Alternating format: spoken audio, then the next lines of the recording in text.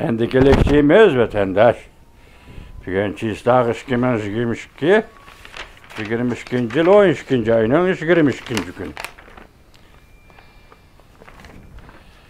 Mavzumunda hiç kandak şep çıkarmay.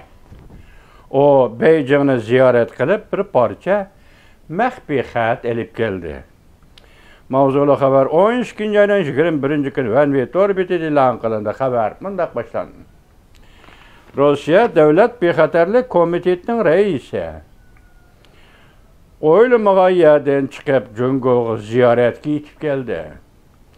12. ayının 21. günü Cungo'nun devlet rehberi Xi Jinping bilen görüştü.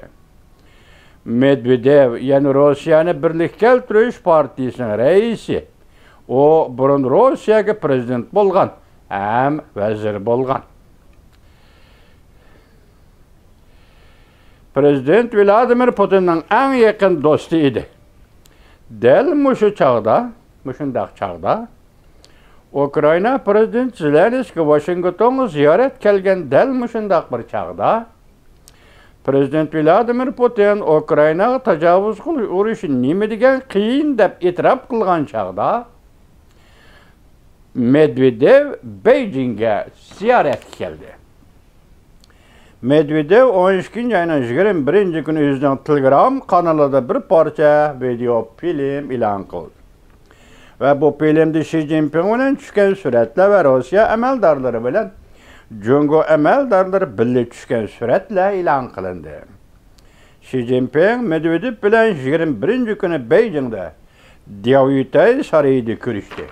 Medvedev, yani Rusya Bexaterlik Komitetinin reisi Medvedev, Xi Jinping'e Prezident Vladimir Putin yazgan bir paç xatni topshirdi. Xatning mazmunidan har qanday bir taraf xabardor emas. Suhbat jarayonida Xi Jinping mundaq dedi: Ukraina to'qinishida har ikki taraf o'zini tutib elishni, umumyuzlik suhbat qanot yoydirishni, masalalarni siyosiy yo'l bilan hal qilishni umid qilamiz. Cungo Tashqi ishlar Ministerligining torbetida mundaq ko'rsatildi. Medvedev Ukraina krizisining sabablari bor. Intayin murakkab. Rusya tinchlik suhbati elib berish bilan maslahatlashishni xohlaydi, dedi deb ko'rsatdi. O'xshash bir kunda Ukraina Diplomatiya Komitetining raisi Melekov matbuotga mundaq dalilladi.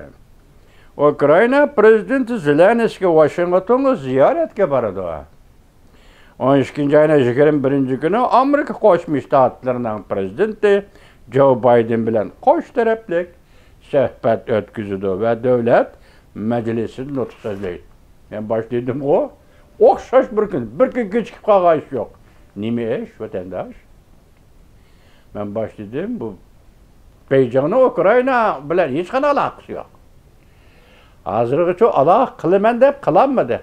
G'arb davlat lageri tikilib turdi. Qani sen yerden bir bak, ko'rib baqaylik.